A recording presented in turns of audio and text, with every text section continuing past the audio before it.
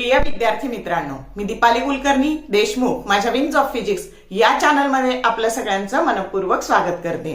तर आपली 12वीच्या बोर्ड परीक्षेसाठी शॉर्ट क्वेश्चन सिरीज सुरू आहे। चॅप्टर सुरू आहे सेमीकंडक्टर डिव्हाइसेस आणि त्याचा चौथा पार्ट मी अपलोड करते आहे। याच्यामध्ये आपण सोलर सेल आणि लाईट इमिटिंग डायोड हे दोन्हीही जे काही स्पेशल टाईपचे पीएन जंक्शन डायोड आहे ते बघणार आहे, ते कन्सेप्ट क्लिअर करून बघणार आहे आणि त्याच्यावर आलेले सीईटीचे प्रश्न सुद्धा ह्याच भागात बघणार आहे, जेणेकरून तुम्हाला एमसीक्यूचा आणि सीईटीचा अभ्यास सोबतच करता येईल। तर मग वेळ न घालवता आपण सुरू करूयात। तर सोलर सेल, आता तुमच्याकडे जी घरी सोलर सेल असते तर ती तुम्ही दोन कामाकरता वापरता। ज्यावेळेस तुम्ही सोलरचं जे काही आहे, सोलर पॅनल आहे, ते पाणी तापवण्याकरता वापरता, तेव्हा त्याला म्हणायचं फोटोथर्मल डिव्हाइस। काय म्हणायचं त्याला? Photothermal device. कारण हे टेम्परेचर मध्ये, पाणी गरम करता म्हणजे टेम्परेचर मध्ये कन्वर्ट होतं। याच्यावर पण प्रश्न आलेला आहे। तर 2025 ला प्रश्न आलेला आहे। आणि जेव्हा तुम्ही सोलर पॅनल हे लाईट साठी वापरता तर त्याला म्हणायचं फोटो व्होल्टाईक डिव्हाइसेस। व्होल्टेज निर्माण करता तुम्ही, मग फोटो व्होल्टाईक डिव्हाइसेस। तर असे सोलर सेलचा दोन ठिकाणी उपयोग होतो। सोलर सेल काय करते? ती डीसी पॉवर निर्माण करते। काय करते? डीसी पॉवर निर्माण करते। या सगळ्या बेसिक गोष्टी लक्षात ठेवा। आणि हे नॉन पोल्युटिंग आहे, याच्यामुळे प्रदूषण होत नाही, म्हणून सरकार सुद्धा या सगळ्या सोलरला सबसिडी देतं, उत्तेजन देतं। मग नेमकं सोलर सेल मध्ये काय असतं? तर सोलर सेल मध्ये आहे ना, तर आता त्याच्यासाठी तुम्ही आपलं हे डस्टर लक्षात घ्यायचं। सोलर सेल म्हणजे हे डस्टर, हे एकदम सोलर सेलचं छान उदाहरण आहे। तर हा छोटा पांढरा भाग दिसतो ना, तर हा एन टाईपचा सेमीकंडक्टर असतो। काय असतो? हा एन टाईपचा सेमीकंडक्टर असतो। आणि हा खालचा जो असतो ना, तर हा खालचा पी टाईपचा सेमीकंडक्टर असतो। मग आता बघा, इथे एन टाईप, हा जो वरचा आहे हा एन टाईप, हा डिप्लेशन लेअर आहे, हा एन टाईप। एन टाईप त्याला इमिटर असं म्हणायचं। काय म्हणायचं त्याला? इमिटर। आणि इथं हा जो पी टाईप आहे तर याला बेस असं म्हणायचं। याला काय म्हणायचं? बेस असं म्हणायचं। आता याची जी जाडी आहे ना, ही थिकनेस आहे ना, दिसती नाही पांढरी, खूप कमी आहे, म्हणजे ही 3 मायक्रोमीटर एवढी छोटी असते। आणि याची मात्र बेसची जी आहे ना, ती 300 मायक्रोमीटर नियर अबाउट एवढी असते। मग आता बघा, हा का बनवायचा? हा जो थिन का बनवायचा? हा काळा भाग हा पी टाईप आहे, हा पांढरा भाग हा काय? एन टाईप आहे, आणि तो खूप पातळ आहे। का? तर इथून जे सोलर रेडिएशन येणार आहे ते ह्या एन टाईप मधून इथं डिप्लेशन लेअर पर्यंत पोहोचले पाहिजे हे रे। मग आता बघा, तर याला इथं जे कॉन्टॅक्ट असतात, आता याची डायग्राम जर काढायला आली तर एकदम सोपी आहे। तर काय बघा, तर हे जे आहे याला फ्रंट कॉन्टॅक्ट म्हणायचं। काय म्हणायचं याला? Front contact. आणि खाली जो आहे तो रिअर कॉन्टॅक्ट आहे, हा रिअर कॉन्टॅक्ट आहे। आणि आधी आपण याला ओपन ठेवतो, याच्यात काही जोडत नाही, मग त्यावेळेस त्याला म्हणायचं ओपन सर्किट व्होल्टेज। आणि ज्यावेळेस इथं रेजिस्टर जोडू तेव्हा त्याला म्हणायचं शॉर्ट सर्किट करंट। आलं लक्षात? जेव्हा हे ओपन असतं तेव्हा व्होल्टेज असतं, ओपन सर्किट व्होल्टेज, आणि जेव्हा इथं रेजिस्टर जोडू तेव्हा शॉर्ट सर्किट करंट असतो। आणि मग डीसी पॉवर कशी मिळते? पी बरोबर, तर ह्या दोन्हींचा गुणाकार करून ओपन सर्किट व्होल्टेज आणि शॉर्ट सर्किट करंट ह्या दोन्हींची बेरीज केली की आपल्याला डीसी पॉवर मिळते। समजलं का? मग आता आपण बघूया तिथे नेमकं काय होतं। तर ज्यावेळेस इथं सोलर रेडिएशन असे पडतात ते डिप्लेशन लेअरच्या इथून थेट आतपर्यंत जातात, तर ते परत जाऊ नये म्हणून इथं अँटी रिफ्लेक्टिंग कोटिंग करायचं। इथं काय करायचं? अँटी रिफ्लेक्टिंग कोटिंग करायचं की ते सोलर रे जास्तीत जास्त आतमध्ये यावे, थेट इथपर्यंत ते परत जाऊ नये म्हणून इथं अँटी रिफ्लेक्टिंग कोटिंग करायचं। काय करायचं? अँटी रिफ्लेक्टिंग कोटिंग करायचं। समजलं का? तर ह्या पद्धतीने मग आता तुम्हाला हे सोलर रेडिएशन्स आले की तिथं काय झालं, तर इलेक्ट्रॉन होल पेअर्स जनरेट झाल्या। काय झाल्या? इलेक्ट्रॉन होल पेअर जनरेट झाल्या। आता इलेक्ट्रॉन होल पेअर जनरेट झालं ना की काय झालं, तर यातलं हे जे इलेक्ट्रॉन्स आहेत ते एन कडे गेले, कारण इथे डिप्लेशन लेअरच्या इथे पॉझिटिव्ह आयन्स आहेत, आणि म्हणून इकडं हे पॉझिटिव्ह आयन्स आहे, हे पॉझिटिव्ह असल्यामुळे इकडे इलेक्ट्रॉन गेले। आधी काय तयार झालं? इथं डिप्लेशन लेअर मध्ये इलेक्ट्रॉन होल पेअर तयार झाल्या। इलेक्ट्रॉन कुठे गेले? एन कडे गेले। होल कुठे गेले? पी कडे गेले। तर हे होल इकडे आले, आणि अशा पद्धतीने इथं निगेटिव्ह चार्जेस आणि इथं पॉझिटिव्ह चार्जेस हे त्यांचं डिफ्युजन झालं। आलं का लक्षात? म्हणजे सोलर सेल मध्ये काय असतं? तर डिफ्युजन असतं। काय असतं? डिफ्युजन असतं, हे लक्षात ठेवायचं। तर या पद्धतीने आणि मग ज्या वेळेस इथं असे अक्युम्युलेशन ऑफ चार्जेस झालं निगेटिव्ह आणि पॉझिटिव्हचं, त्याच्यामुळे व्होल्टेज तयार झालं. आता हा रेझिस्टर तोपर्यंत इथं जोडलेला नाही आणि त्याला म्हणायचं ओपन सर्किट व्होल्टेज. याच्यामुळे व्होल्टेज मिळणार आहे. आणि मग जेव्हा आपण इथं सर्किट मध्ये असा रेझिस्टर जोडू तर हा करंट जाणार आहे असा. तर हा करंट गेल्यानंतर त्याला शॉर्ट सर्किट करंट असं म्हणायचं. आणि याचा गुणाकार केला की आपल्याला काय मिळतं, तर आपल्याला डीसी पॉवर मिळते. समजलं का? या पद्धतीने सोलर सेल काम करते. मग आता तुम्हाला प्रश्न विचारला जातो की तुम्ही जे सिलेक्शन करता, मटेरियलचं जे सिलेक्शन करता, तर त्याचा क्रायटेरिया काय असला पाहिजे, काय असला पाहिजे? तर बघूयात आपण ह्या प्रश्नाचं उत्तर. What is the criteria for the selection of a material for solar cell? मग प्रश्न असा विचारला जाईल, what is the criteria for selection of material for solar cell? म्हणजे सोलर सेल बनवायची तर हे जे मटेरियल चूज करायचं तर त्याच्यासाठी क्रायटेरिया काय असला पाहिजे. आता त्याची जी पहिली कॅरेक्टरिस्टिक्स आहे ना, तर त्याच्यावर सीईटीला प्रश्न आलेला आहे. मग काय क्रायटेरिया असला पाहिजे, तर तुम्ही जे मटेरियल वापरणार आहे त्याची बँड गॅप एनर्जी ही 1 इलेक्ट्रॉन व्होल्ट ते 1.8 इलेक्ट्रॉन व्होल्टच्या मध्ये असली पाहिजे. नीट लक्षात ठेवा, सीईटीला याच्यावर प्रश्न आलेला आहे की असं मटेरियल वापरा, the material should have band gap energy in between 1.0 electron volt to 1.8 electron volt. समजलं का? सीईटीचा प्रश्न आहे याच्यावर. आता मी घेणारच आहे, म्हणजे त्याच्यावर तुम्हाला इथं अटॅच करून देते प्रश्न, म्हणजे कळेल तुम्हाला. नंतर हे जे मटेरियल आहे ना, त्याला हाय ऑप्टिकल ऍब्सॉर्प्शन असलं पाहिजे. म्हणजे याने जेवढा जास्त लाईट तो ऍब्सॉर्ब करेल तेवढं चांगलं पाणी गरम होईल. आपल्याला माहितीये की हिवाळ्यात ऊन पडत नाही, पावसाळ्यात ऊन पडत नाही, पाणी तापत नाही सोलर असलं आपल्या घरी तर. आणि उन्हाळ्यात मात्र खूप कडक पाणी तापतं. म्हणजे ते सूर्याचे रे इथं पडणारे ते सगळे त्याने जेवढे हे मटेरियल ऍब्सॉर्ब करून घेईल तेवढी हीट जास्त मिळेल किंवा तेवढा करंट जास्त मिळेल. जर तुम्ही सोलर पॅनल घरात लाईट साठी वापरलं असेल तर त्याच्यामुळे लाईट चांगली मिळेल, लाईट चांगले युनिट जनरेट होतात, भरपूर तुम्हाला वापरता येतं. समजलं का? आणि म्हणून याला काय असलं पाहिजे, ऍब्सॉर्प्शन, हाय ऑप्टिकल ऍब्सॉर्प्शन असलं पाहिजे ते मटेरियल. हाय ऑप्टिकल ऍब्सॉर्प्शन, हाय ऑप्टिकल ऍब्सॉर्प्शन मटेरियलला ऍब्सॉर्प्शन. त्याच्यानंतर गुड इलेक्ट्रिकल कंडक्टिव्हिटी, याची जी कंडक्टिव्हिटी आहे याने छान प्रकारे करंट वाहून नेला पाहिजे तरच चांगली पॉवर मिळेल ना आपल्याला, डीसी पॉवर. आणि म्हणून good electrical conductivity, good electrical conductivity, good electrical conductivity, good electrical conductivity. आणि चौथी characteristics, material should be easily available, material should be easily available, material should be easily available. समजलं का? आता बघा कोणतं कोणतं मटेरियल वापरतात, तर आता बघा सिलिकॉन की ज्याची बँड गॅप एनर्जी किती आहे, 1.1 इलेक्ट्रॉन व्होल्ट. गॅलियम आर्सेनाइड ज्याची बँड गॅप एनर्जी आहे 1.43 इलेक्ट्रॉन व्होल्ट. त्यानंतर कॅडमियम टेलरॉइड याची बँड गॅप एनर्जी आहे 1.45 इलेक्ट्रॉन व्होल्ट. आणि कॉपर इंडियम सेलेनियम याची बँड गॅप एनर्जी आहे 1.04 इलेक्ट्रॉन व्होल्ट. आहे का? मग ही 1 ते 1.8 इलेक्ट्रॉन व्होल्टच्या मध्ये आहे का? तर हे जे मटेरियल आहे ना, हे मटेरियल सोलर सेल तयार करायला वापरलं जातं. समजलं का? आता पुढचा प्रश्न काय बघा, what are the advantages of solar cell? काय काय ऍडव्हान्टेजेस? आता मी आधीच सांगितलं की सरकार ह्या सोलरच्या सगळ्या उपक्रमांना सबसिडी देतं, प्रोत्साहन देतं. कारण आपल्याला माहितीये की दिवसेंदिवस ही लाईटची गरज ही वाढत चाललेली आहे आणि तेवढी लाईट उपलब्ध होत नाही. म्हणून सोलर पासून जेवढी एनर्जी उपलब्ध होईल तेवढी जास्तीत जास्त वापरण्यात यावी याच्यासाठी सरकारचा प्रयत्न आहे. आणि म्हणून हे नॉन पोल्युटिंग आहे, याच्यामुळे प्रदूषण होत नाही, हा त्याचा फायदा आहे. त्याच्यानंतर रिक्वायर लेस मेंटेनन्स. बघा एकदा सोलर आपण घरात बसवलं ना की कित्येक दिवस त्याच्याकडे बघावं लागत नाही, म्हणजे त्याला मेंटेनन्स नाहीये. आणि लास्ट लॉंगर, पिढ्याना पिढ्या. बघा एकदा सोलर बसवलं ना 20-25 वर्ष आरामात पाणी तापवतं. सोलर पॅनल बसवलं ना की आपली इलेक्ट्रिसिटी एमएससीबी कडे शिल्लक राहते. म्हणजे हे खूप लास्ट लॉंगर आहे, खूप लॉंग लाईफ चालणार आहे. समजले का 3 फायदे? मग आता त्याचे डिसएडव्हान्टेज, जेव्हा प्रत्येक एखाद्या गोष्टीला फायदा असतो त्याच्याबरोबर त्याचा काही तोटा पण असतो, तर मग डिसएडव्हान्टेज तोटे काय आहेत?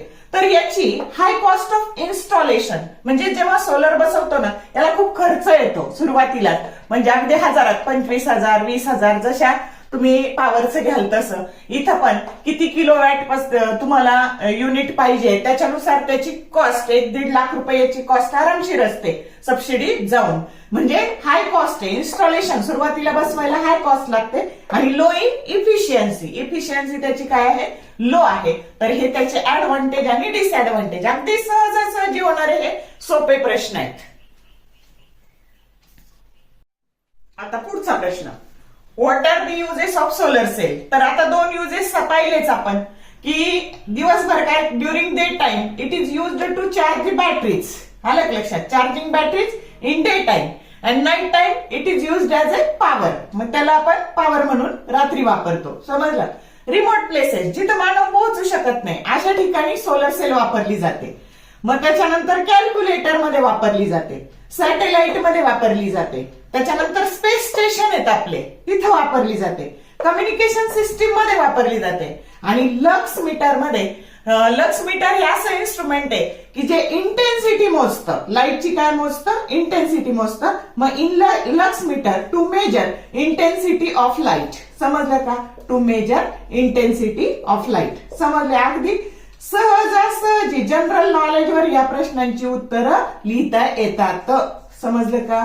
असं सगळं सोलर सेल बद्दल आहे. आणि सगळ्यात महत्वाचं, याचा जो ग्राफ आहे ना, हा ग्राफ जेव्हा प्रश्न येईल ना तर हा 4th क्वाड्रंट मध्ये असतो. आलं का लक्षात? तर इकडे हे व्होल्टेज असतं, ओपन सर्किट व्होल्टेज.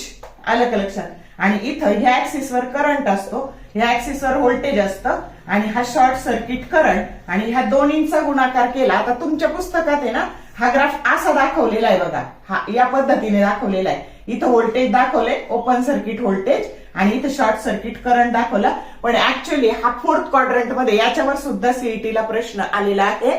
तर लक्षात ठेवायचं की झिनर डायोड आणि फोटो डायोडचा ग्राफ 3rd क्वाड्रंट मध्ये असतो, सोलर सेलचा ग्राफ हा 4th क्वाड्रंट मध्ये असतो, आणि लाईट इमिटिंग डायोडचा ग्राफ हा 1st क्वाड्रंट मध्ये असतो. समजलं? तर या पद्धतीने याच्यावर सुद्धा सीईटीला प्रश्न आलेला आहे. कळलं का? मग किती सोप्या पद्धतीने एक 10 ते 15 मिनिटात सगळ्या सोलर सेलवरचे प्रश्न आणि कन्सेप्ट क्लिअर होऊ शकतात. ओके. हा प्रश्न सोलर सेलवर सीईटी 2022 ला विचारलाय. Identify the devices which work on solar energy. Number 1 photo diode, number 2 photovoltaic cell, number 3 LED, and number 4 photo thermal devices. मग आता सोलर एनर्जीवर कोण कोण काम करतं? तर नंबर 2 फोटोव्होल्टाइक सेल, आणि नंबर 4 फोटो थर्मल डिव्हाइसेस. मग नंबर 2 आणि 4 ऑप्शन असणारा जो काही ऑप्शन आहे तो ऑप्शन ए आहे, आणि म्हणून करेक्ट ऑप्शन ए आहे. कळलं का प्रश्न कसा विचारला जातो ते? आता सीईटी 2020 ला आलेला प्रश्न बघा. IV characteristics of for a junction diode is shown. The device is option A photo cell, B LED, C solar cell, आणि D झिनर diode.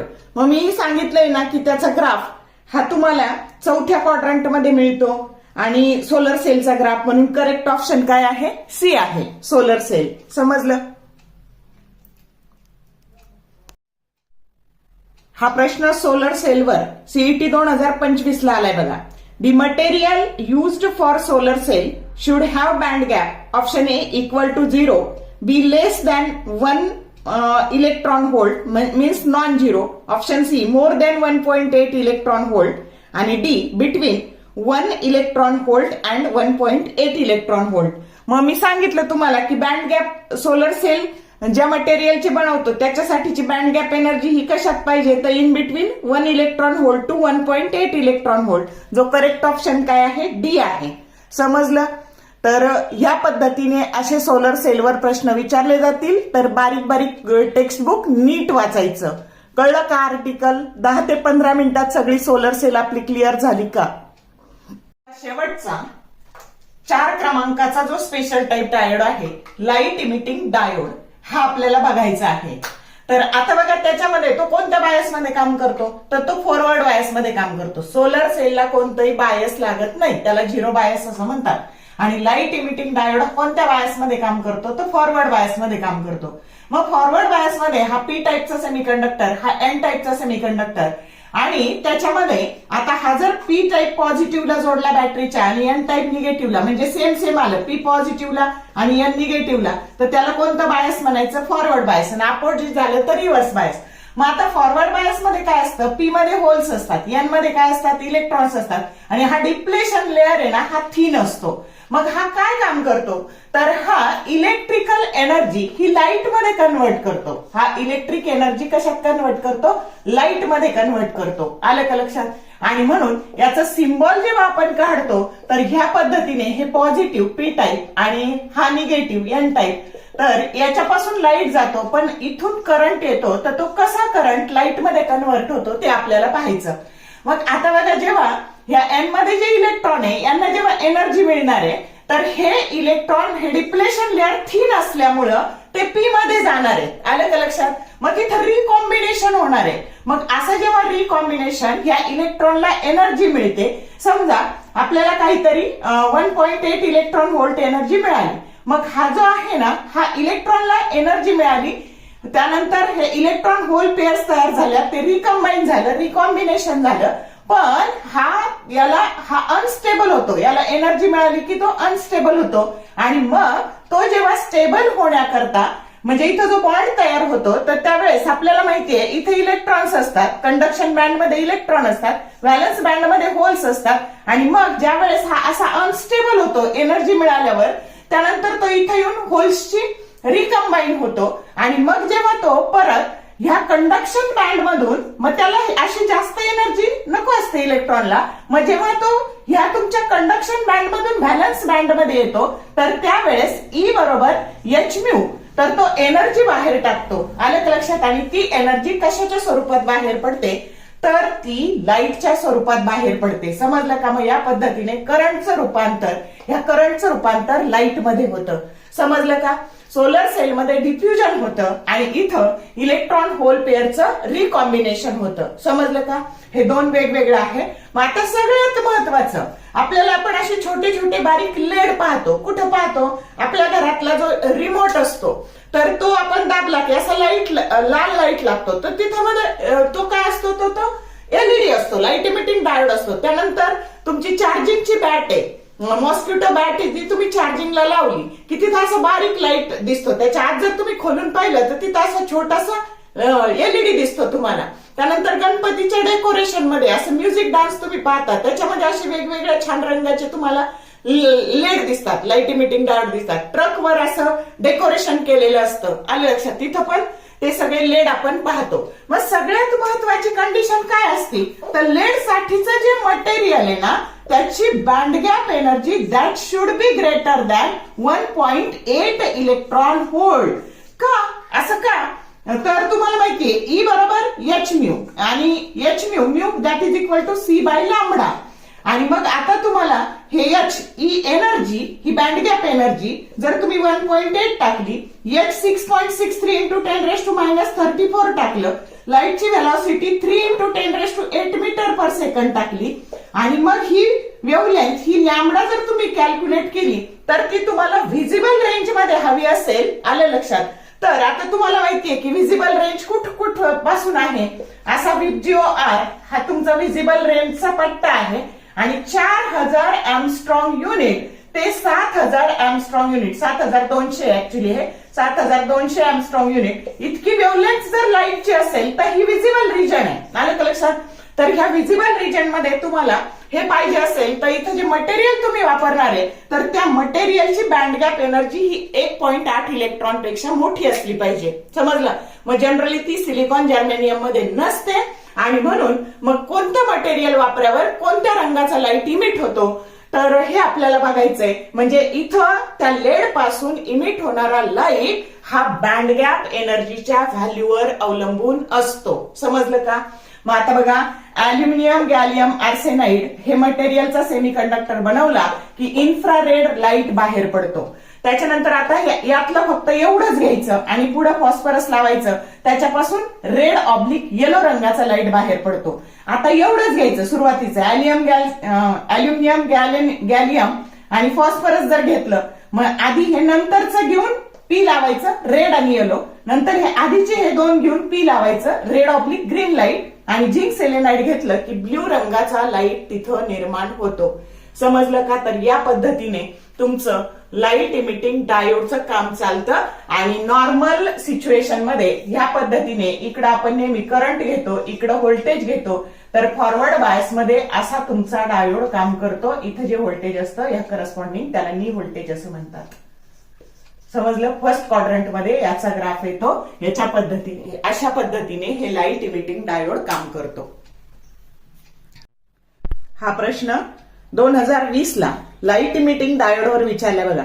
In light emitting diode, light is given out due to option A emission of holes and electrons, option B recombination of holes and electrons, C diffusion of holes and D drifting of electrons. आता मी काय सांगितलं तुम्हाला की इथं काय होतं, तर लाईट इमिटिंग डायोड मध्ये रिकॉम्बिनेशन होतं होल्सचं आणि इलेक्ट्रॉन्सचं, आणि त्याच्यामुळे एनर्जी इमिट होते. म्हणजे करेक्ट ऑप्शन काय आहे? बी आहे. समजलं का? म्हणून टेक्स्ट बुक नीट वाचायचं, व्हिडिओ नीट बघायचा. आता पुढचा प्रश्न बघा. LED is manufactured using zinc selenide, then it emits option A infrared radiation, B yellow light, C blue light, D green light. CET 2021 ला आलाय बघा. तर आता मी तुम्हाला सांगितलं कोणत्या मटेरियल पासून काय, तर झिंक सॅलेनाइड पासून ब्लू लाईट इमिट होतो, आणि म्हणून करेक्ट ऑप्शन काय आला मग आपला? सी आला. म्हणून ह्या ज्या गोष्टी सांगितल्यात ना व्हिडिओमध्ये त्या सगळ्या नीट करा, कोणत्या मटेरियल पासून कोणत्या रंगाचा लाईट इमिट होतो ते. ओके. आता बघा हा प्रश्न सीईटी 2022 आणि 2024 ला आलाय बघा एलईडी वरचा. The color of light emitted by an LED depends upon option A its forward bias, B its reverse bias, C its size and shape, and D the band gap of the material of the semiconductor. मग कशावर अवलंबून असतो? तर band गॅपवर. म्हणून correct option काय आहे? D आहे, the band gap of the material of the semiconductor. आता हा प्रश्न सीईटी 2025 ला आलाय. When LED is manufactured by using aluminum, gallium arsenide, it emits. आता ऑप्शन ए आहे अल्ट्राव्हायोलेट लाईट, बी आहे इन्फ्रारेड रेडिएशन, सी आहे ग्रीन लाईट आणि डी आहे ब्ल्यू लाईट. मग बघा बरं, मी तुम्हाला आत्ताच शिकवलं की अल्युमिनियम, गॅलियम आणि आर्सेनाइड हे जे मटेरियल आहे, तर हे काय कोणत्या रंगाचं इमिट करतं? त्याच्यापासून जर लेड बनवला तर ते इन्फ्रारेड रेडिएशनचा लाईट इमिट करतं. म्हणजे करेक्ट ऑप्शन काय आला आपला? बी आला. समजलं कशा पद्धतीने प्रश्न विचारले गेले ते? आता याच्यावरचे छोटे छोटे प्रश्न. What are the advantages of light emitting diode? मग आता काय बघा, आता असं छोटासा जो डायोड आहे ना, लाईट इमिटिंग डायोड आहे ना, तुम्ही जर घेतला आणि साधे त्याला त्याचे दोन टोकं, त्याच्यात असे दोन ह्या अशा पद्धतीचा तो असतो असा, आणि एक मोठं टर्मिनल असतं आणि छोटं असतं. जे मोठंवालं असतं ना ते पॉझिटिव्ह असतं आणि हे निगेटिव्ह असतं. याच्या दोन टोकात जर तुम्ही साधा आपला बल्ब जोडला ना, सेल जोडला ना, तर याचा लाईट लागतो. म्हणजे हा खूप कमी, अगदी 1.5 व्होल्ट वर सुद्धा काम करतो. म्हणजे हा कसा आहे? एनर्जी इफिशियंट आहे. समजलं का? हा कसा आहे? एनर्जी इफिशियंट आहे. त्याच्यानंतर लॉंग लाईफ टाईम. आता तुम्ही एलईडीचा बल्ब घ्यायला गेले तर तुमचं, किंवा ट्यूब घ्यायला गेले तर दुकानदार तुम्हाला काय करतो? त्याच्यावर वॉरंटी लिहून देतो 1 वर्षाची.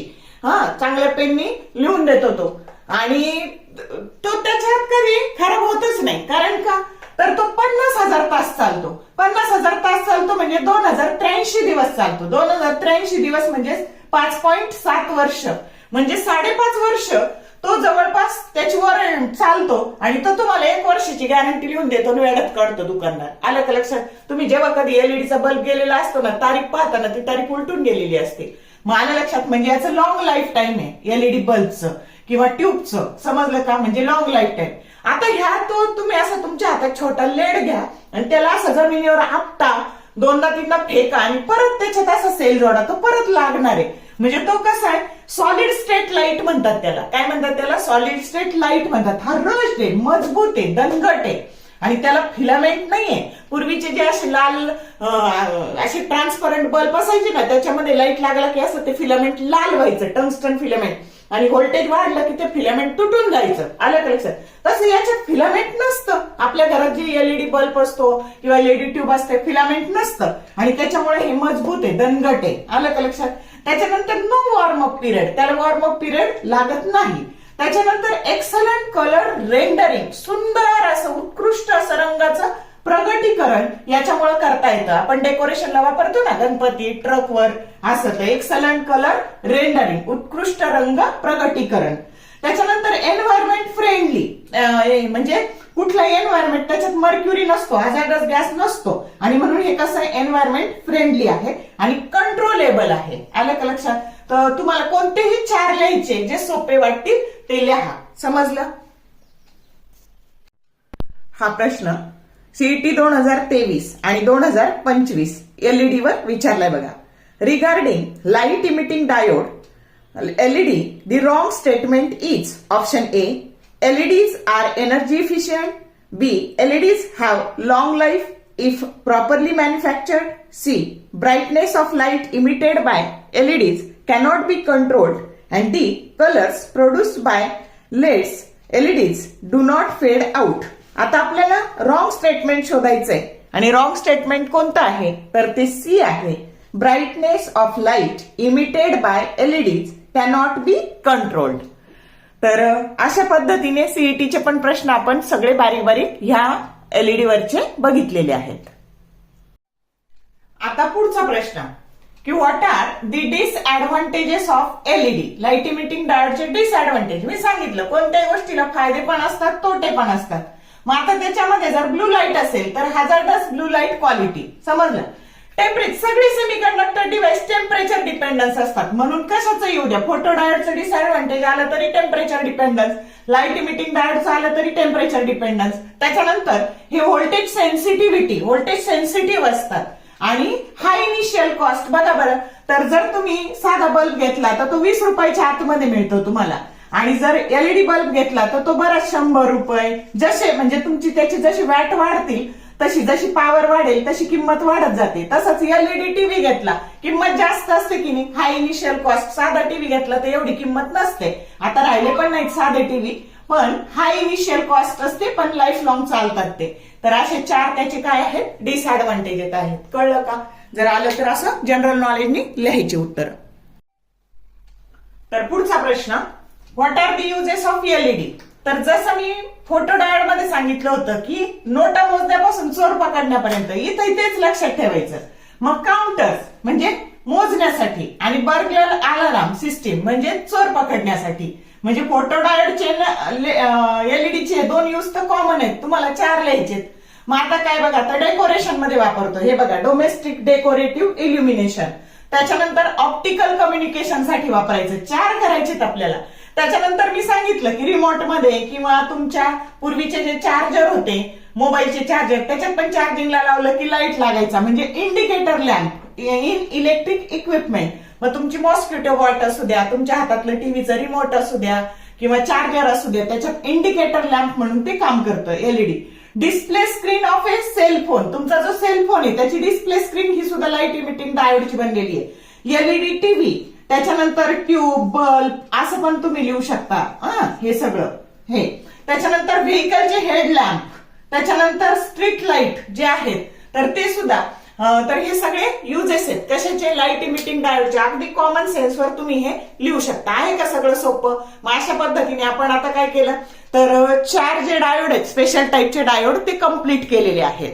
आणि मग बघा, तुम्हाला जर हा भाग आवडला तर लाईक करा, शेअर करा, चॅनलला सबस्क्राईब केलं नसेल तर सबस्क्राईब करा, जेणेकरून तुम्हाला येणाऱ्या व्हिडिओचे नोटिफिकेशन मिळत जातील. कमेंट टाकायला कंजूसी करू नका, कारण व्हिडिओ बनवणे हे काही सोपं काम नाही, त्याच्यासाठी खूप कष्ट घ्यावे लागतात. आणि तुम्हाला सगळ्यांना अभ्यासाला best luck. All the best for your study and thank you for watching this whole video.